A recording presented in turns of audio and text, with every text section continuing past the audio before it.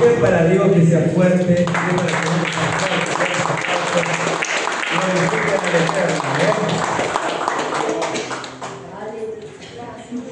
Siento un fuego. Siento un fuego. Siento un fuego. Siento un fuego que me quema. ¿Cuántos sienten esa pasión por el Señor? Ese fuego que me quema.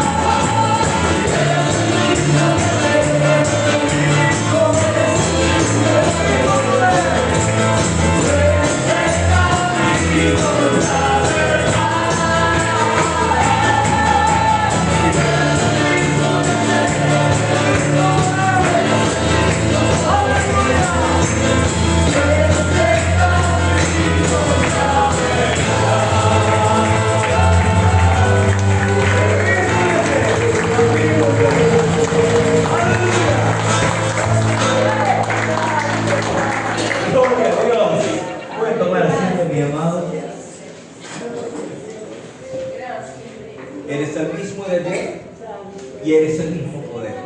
Tú eres el camino y tú eres la verdad. Todos los que transitamos por ese camino y esa verdad hallamos sabiduría, vida y transformación. ¿Cuántos dicen amén? Si bien recuerdan, vamos a retomar el tema que estábamos tocando. Éxodo capítulo 1, vamos a abordar a través del versículo 8. Si se acuerdan que estuvimos hablando, los hijos de Dios fructificaban y se multiplicaban cuando más eran oprimidos. ¿Quién se acuerda de la primera parte de la predicación?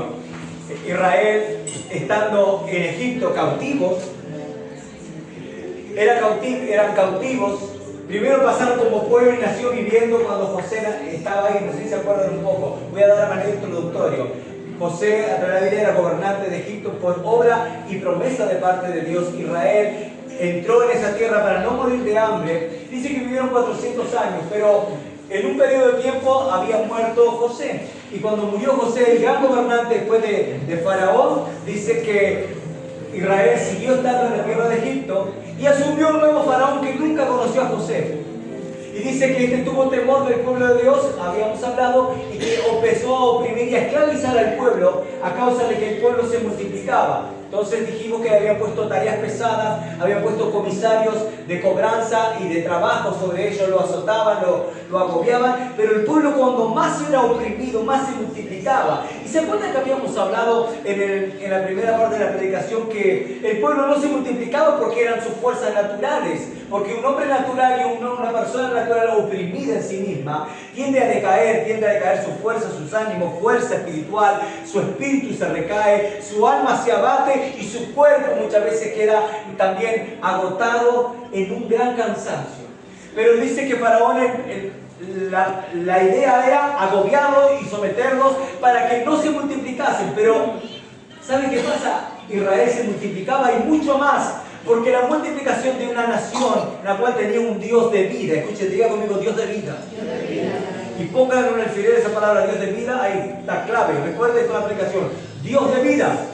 Un Dios de vida trae promesas sobre esa nación y esa nación se multiplicaba y se engrandecía porque Dios estaba en medio de ellos.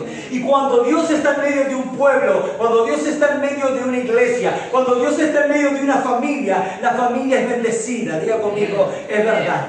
Porque Dios es vida, es bendición, transformación, cambio y oportunidad. Diga conmigo, oportunidad.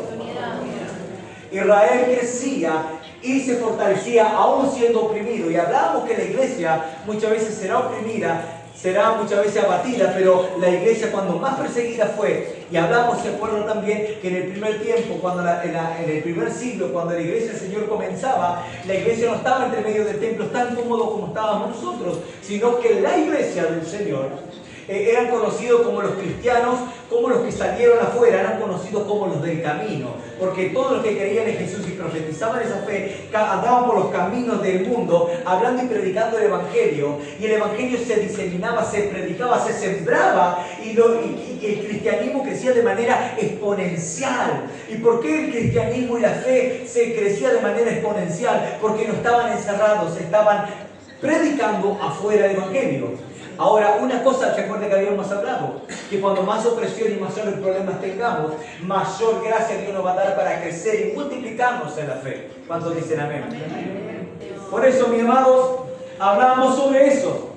El segundo punto que quiero hablar, que estuvimos hablando y tocándolo un poco, vamos a hablar un poquitito sobre Éxodo 1, versículo 8. Y el punto clave es, se levantó sobre Egipto un nuevo rey que no conocía a José. Decirle, hay muchos que no conocen a los hombres de Dios. Si tú eres como José, que trajo virtud, trajo vida, cuidado, protección, tú vas a hacer lo mismo. Tu vida debe ser la misma. Tu vida debe representar. José no hacía más que representar la vida de Cristo en él.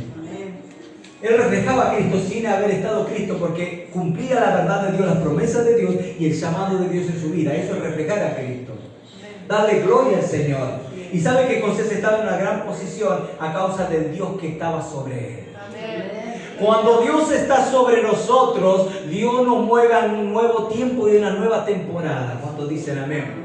Y cuando hablamos un tiempo y una nueva temporada, no estamos hablando de algo profético que viene en carro, viene en casa. Digo que viene un nuevo tiempo para tu alma, para tu corazón, para tu familia. Cuando las cosas son transformadas, lo que no funcionaba, funciona, y lo que no se multiplicaba, se multiplica a causa de no de tu virtud y tu grandeza, se multiplica ni la mía, se transforma y se cambia a causa del Dios que habita en ti, haciendo esa obra poderosa. Por eso es que van a venir pruebas, te van a afligir, te van a someter, pero vas a seguir estando en pie a causa de la unción. Mira que te voy a decir, a causa de la unción. La unción es el poder y la capacidad del Eterno que Dios ha puesto dentro de ti para vencer y para servir en el nombre de Jesús. Por eso que hay algo poderoso y eterno y algo profético habitando en tu corazón. ¿Cuántos dicen amén? Entre tanto se levantó sobre Egipto un nuevo rey que no conocía a José. y dijo a su pueblo: he aquí el pueblo de los hijos de Israel es mayor y más fuerte que nosotros. Ahora pues seamos sabios para con él, para que no se multiplique y acontezca que viniendo guerra, él también se una a nuestros enemigos y pelee contra nosotros y se vaya de la tierra. Entonces pusieron sobre ellos comisarios de tributos que lo amonestasen con su carga y edificasen para Faraón las ciudades de almacenaje de Pitón y Ramasés. Pero cuando más oprimían, diga conmigo, cuando más oprimían, tanto más se multiplicaban y crecían, de manera que los egipcios temían a los de Israel. Y los egipcios hicieron servir a los hijos de Israel con dureza y amargaron su vida con dura servidumbre y en hacer barro, ladrillo y en toda labor de campo y en todo su servicio, al cual los obligaron con rigor. ¿Cuál es el problema de que se levante Faraón? ¿Cuál es el problema? El problema está que cuando ve crecer ese pueblo se siente amenazado. No lo va a poder dominar, no lo va a poder gobernar y no lo va a poder tener esclavo, porque cuando más se multiplica el pueblo, más difícil es gobernarlo, porque superan el número y superarán en fuerza, y en cualquier momento querrán romper su cadena y querrán enfrentarse a Egipto, y Egipto no tendrá cómo. Entonces, ¿qué estamos hablando acá? Un avance de un pueblo, el avance potencial de un pueblo cuyo Dios los prospera, los fortalece y los bendice aún en las crisis, aún en la cautividad.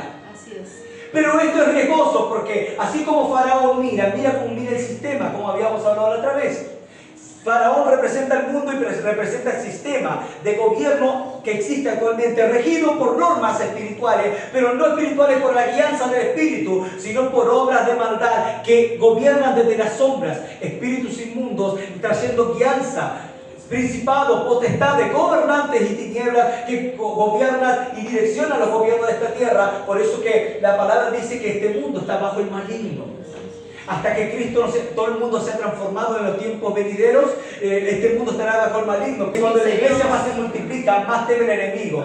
Porque cuando la iglesia porque el enemigo está interesado en desanimarte, quitarte de la oración, quitarte del ayuno, quitarte de la palabra, debilitarte, romper tu matrimonio, destruir tus hijos, destruir tu casa. ¿Por qué está interesado en destruirte moralmente, física, espiritual? Juan 10:10, que vino a matar y destruir, ¿se acuerdan lo que hablamos? ¿Por qué está interesado? Porque cuando te desmoraliza, te rompe, te quebra, rompe la familia, rompe el hogar, rompe la comunión con Dios, te saca del diseño de Dios, te saca del propósito de Dios, te ha dividido y te ha conquistado. Y una iglesia, cuando muchas veces está dividida por celos, envidia, por chisme, por mentira, por engaño, está dividido por pecado, esas cosas que el enemigo siembra y trae, esas cosas traen ruptura del cuerpo, y cuando el cuerpo y la iglesia se rompe, no tiene poder y autoridad, porque un reino, dice Jesús, y un reino dividido en sí mismo no prevalece.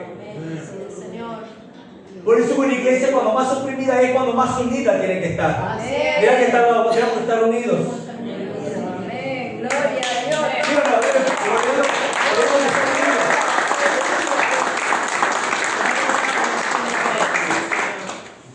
Este sistema está preocupado, miren lo que decía, está preocupado en que la iglesia crezca. Está preocupado en que la iglesia crezca, pero no crezca en número, simplemente. Está más preocupado que la iglesia crezca en poder y autoridad.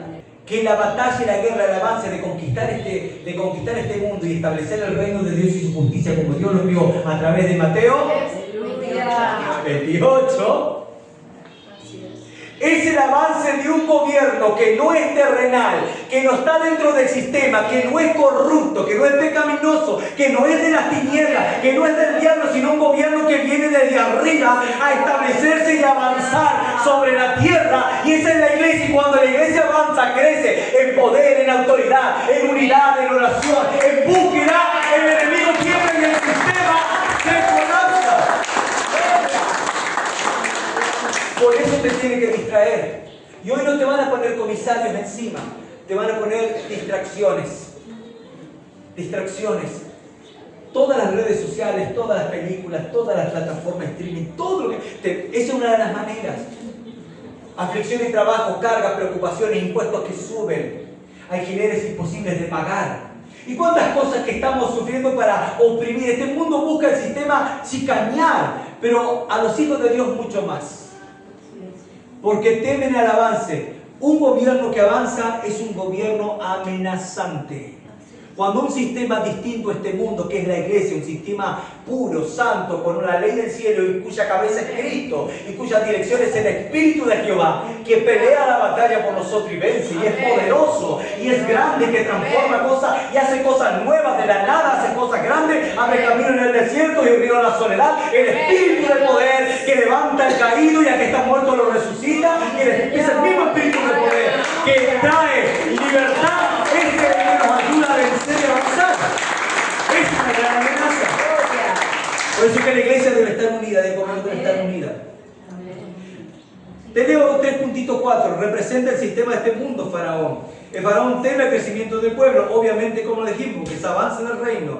Cristo, escuche esto, Cristo también fue perseguido aún antes de nacer. ¿Se acuerdan en los evangelios cuando van los reyes magos y como seguía la estrella, dice, fueron a Jerusalén y preguntaron y fueron a Herodes, ¿dónde está el rey de los judíos que ha de nacer? Porque hay una estrella, una señal profética de que el rey de los judíos va a nacer. Cuando Herodes escuchó eso, se consternó. ¿Cómo un rey se levanta? Pone en peligro el imperio romano, o el imperio greco-romano está puesto en peligro. Entonces, ¿qué hizo? Mandó ¿a qué? A que matasen a todos los niños recién nacidos. ¿Se da cuenta que Satanás persigue el propósito? Persigue. Aún Cristo fue amenazado a morir y ellos tuvieron que huir porque un ángel le dijo a José, vete y escapa, porque te quieren matar al niño, quieren matarlo. Entonces el niño creció en Belén y de allá vino a comenzar su ministerio cuando fue grande. Vino a glorificar a Dios a los 12, 13 años del templo, pero ya ese rey que buscaba la muerte de él ya había muerto. Entonces le dice el ángel, vuelve José a la tierra donde tú estabas, porque el peligro ya ha pasado. Cristo fue perseguido, pero hubo una parte acá del relato interesante que quiero avanzarlo y quiero marcarlo en estos próximos 10 minutos sobre vamos a ir al versículo 15 al 17, vamos a leer. Y me llama la particularidad de dos mujeres, las cuales cayeron en agrado delante de Dios en medio de este momento. Recuerden que Faraón mandó a matar a todos los niños varones. Si es mujer, déjalo. Pero si es varón, maten a los varones, para que no puedan procrear. Entonces, en el Éxodo, en el mismo capítulo 1, en el verso 15 al 17, dice así. Y habló el rey de Egipto a las parteras de las hebreas, una de las cuales se llamaba Cifra y la otra Fúa.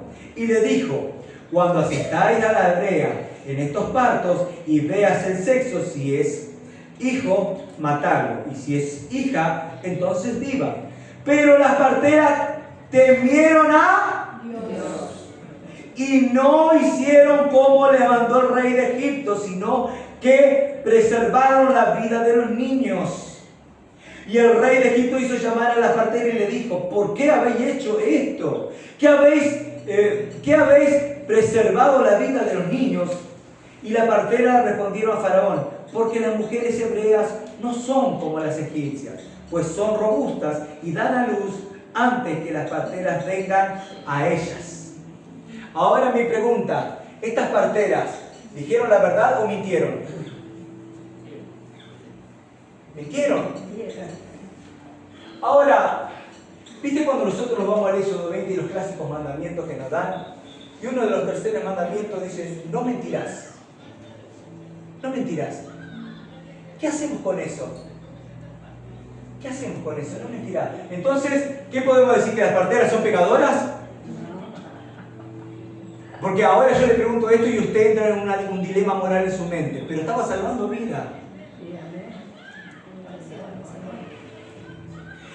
Eso se llama absolutismo gradual en ética por un bien mayor. La teología lo llama así. Te lo voy a poner en castellano. Cuando uno tiene muchas veces que omitir la verdad para preservar la vida. Porque nuestro Dios moral y éticamente es un Dios de preservación de vida. Jesús dijo, yo soy el camino, la verdad y la vida. y la vida. y la. Vida. Entonces ellas omitieron tal orden porque tenían que aplicar la preservación, porque dice que las parteras temieron a Dios. Porque la mentira, escuche esto, y la mentira, ¿cuándo se produce la mentira? Cuando se produce falso juramento. La traducción correcta de que en el dilema que muchas veces entramos, muchas veces de saber cómo resolver dilemas o problemas, como las parteras, es que decimos, pero no mentirás, dice la Biblia dice, no harás falsos juramentos. Los falsos juramentos es cuando tú tienes que declarar y hablar algo con testigo y poniéndote en juicio delante de un juez y en un juramento de que vas a hablar la verdad y solamente la verdad. Por ejemplo, en un juicio. Entonces, no harás falsos juramentos, pero esos juramentos son de justicia terrenal. Pero hay una justicia ética y moral y eterna que proviene de parte de Dios, que es el Dios de la vida. ¿Se acuerdan que le dije, pongan el cartelito ahí? Dios, el Dios de vida. Entonces, ahí ponemos en juego muchas cosas. ¿Qué vamos a hacer? Dijeron las parteras, ¿qué vamos a hacer? Vamos a decir la verdad, no, Faraón, la verdad que no tuvimos ganas de matarlos. Morían ellas y automáticamente iba al exterminio de muchos. Pero ellas decidieron mentir, pero no mentir con falso juramento, porque ellas no hicieron juramento, sino que se les fue dada una orden errónea de desobedecer el principio ético y moral de Dios, que era preservar vida. Y el Señor habla en Levítico y habla la palabra desde el comienzo, dice que no habrá estéril, no habrá mujer estéril, ni nada de ganado sobre el pueblo, sino que todo lo que está debajo de la cobertura de Dios debe de fructificar y tiene que haber vida. Si alguien viene y me dice, tienes que matar a esto, yo no puedo porque Dios me dice que tengo que dar vida, porque mayor me es obedecer a Dios que a los hombres. Y eso lo dijo el libro de los Hechos, lo dijo Pablo. Mejor me es obedecer. Hechos 5:29. Es necesario, escuchen, es necesario obedecer a Dios antes que a los hombres. Acá cuando fueron apresados y fueron obligados a callar el evangelio y a predicar, y diciendo, no os mandamos estrictamente, decían los del gobierno, los perseguidores, que no enseñéis en ese nombre, en qué nombre, en el nombre de Jesús. Y ahora habéis llamado a Jerusalén de vuestra doctrina y queréis echar sobre nosotros la sangre de ese hombre. Verso 29. Y respondiendo Pedro y los apóstoles dijeron, es necesario obedecer a Dios antes que a los hombres. Las parteras hicieron preservación de vida. El Evangelio es una manera de traer vida y preservar vida. Cuando alguien te dice, no hables el Evangelio, no hables la palabra, calla, muchos por temor nos apartamos. Y cuando en el simple hecho nomás de ir a un lugar y que alguien esté hablando mal de Dios y del Evangelio, callamos. Cuando Dios nos desafía y nos invita ¿a qué? A defender la fe y a darle honor a la fe en la cual hemos creído. Obedeciendo.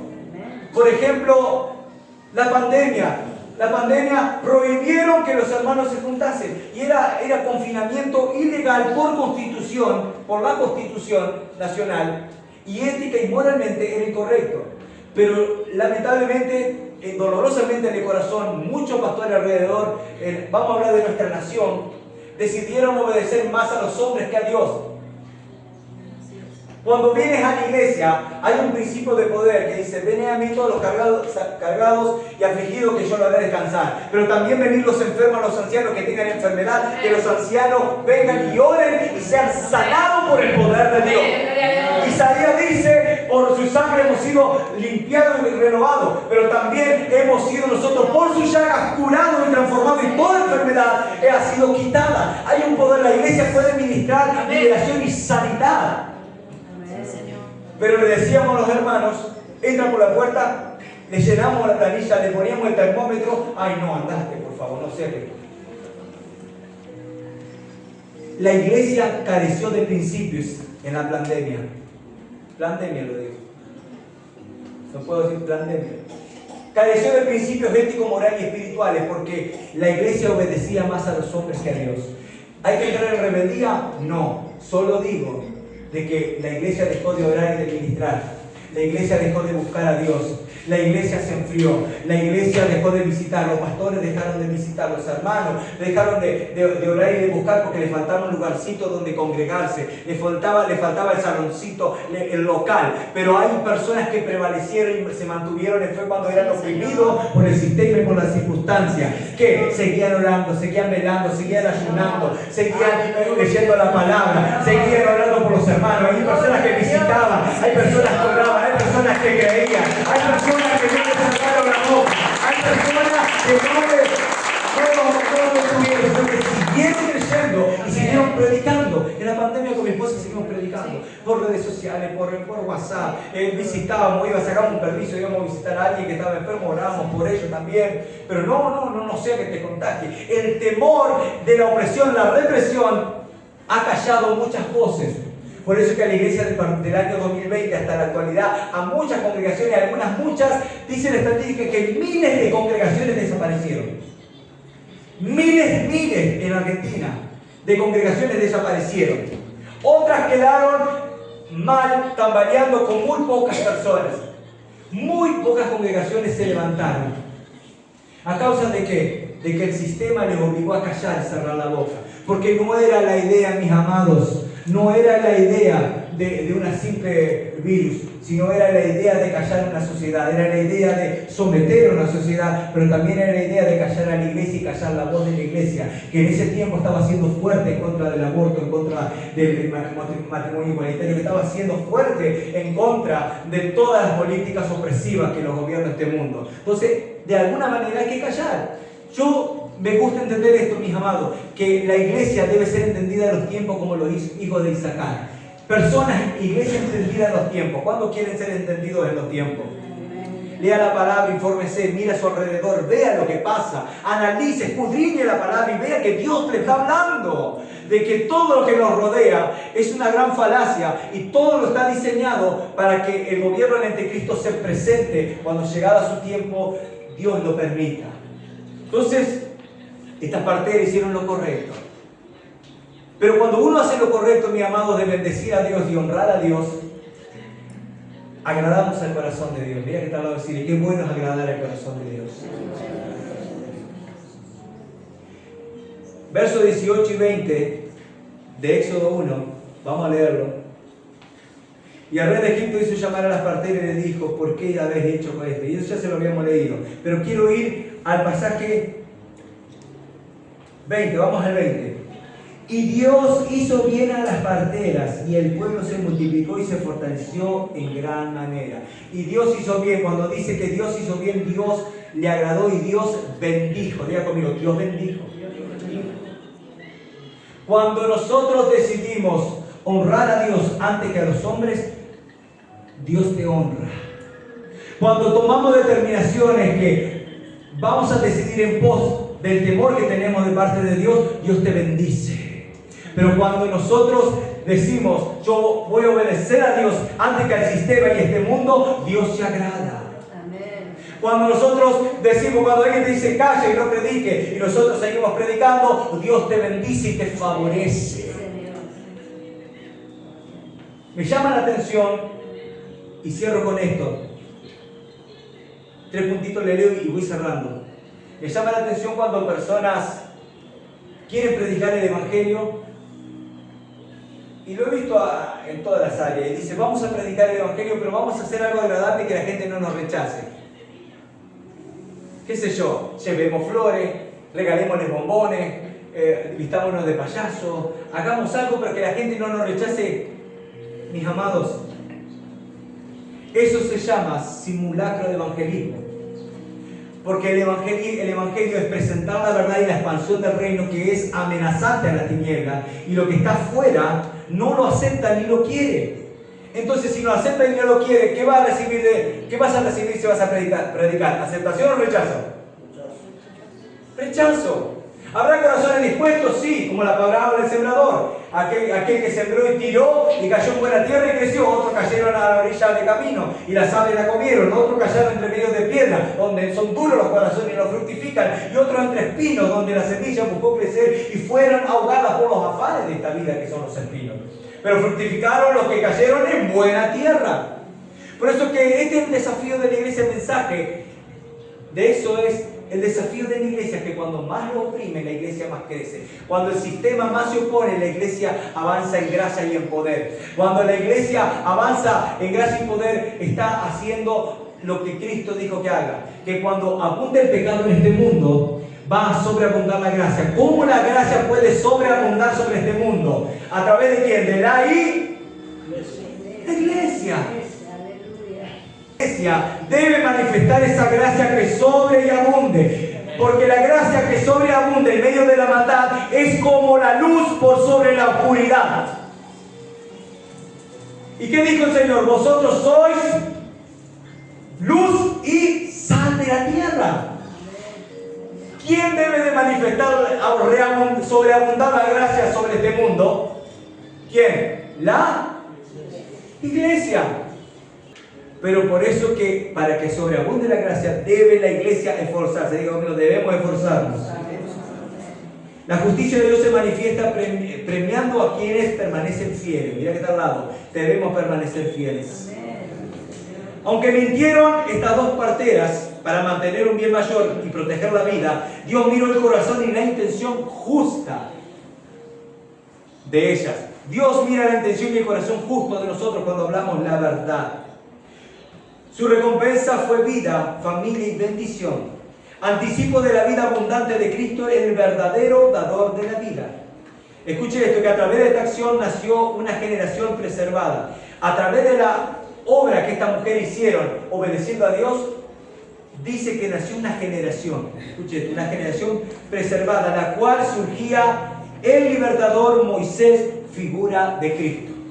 Si estas parteras no hubiesen hecho lo que hicieron, no hubiese nacido Moisés. Y no hubiese sido Israel libertado. Israel no hubiese salido de Egipto. Y no hubiese estado en la tierra prometida. Y de la tierra prometida no hubiese conquistado todo lo que conquistó. Y no hubiese estado Dios en medio de ese pueblo. Y de ese pueblo no hubiese salido David. Y si el rey David no hubiese estado, no saldría la descendencia del león de Judá, que es Cristo, la descendencia de David. Por eso que el propósito de Dios de preservación de vida, Dios opta por la vida, no por la muerte. Por la vida. La prioridad para Dios es la vida. Por eso que la iglesia debe hablar vida. Hay personas que están muertas, debes hablar de la palabra, debes compartir, debes traer libertad sobre ellas. Porque es nuestra responsabilidad de obedecer a Dios. Amén. Y hay una cosa que Dios nos dice: sabiendo hacer lo bueno y no hacerlo, a nosotros no es tomado como pecado, constituido como pecado. Si sabemos que hacemos el bien bendiciendo a otras personas, predicando, y no queremos hacerlo, pecamos delante de Dios. Cuando muchas veces hacemos cosas que Dios no nos manda hacer, pecamos delante de Dios. Tenemos que hacer lo que Dios nos envió a hacer, sembrar su palabra. Por eso es que este mensaje desafía nuestro corazón. Comenzamos a fluir en la adoración. Dios te va a dar victoria. Cuando hagas lo justo, Dios te va a dar victoria.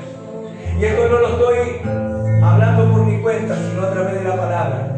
De que cuando decidimos obedecer a Dios en todo y caminar en su palabra y sus preceptos, Dios comienza a traer bien sobre nosotros y vida. Por eso es que esta palabra profética se desata para aquellos que creen.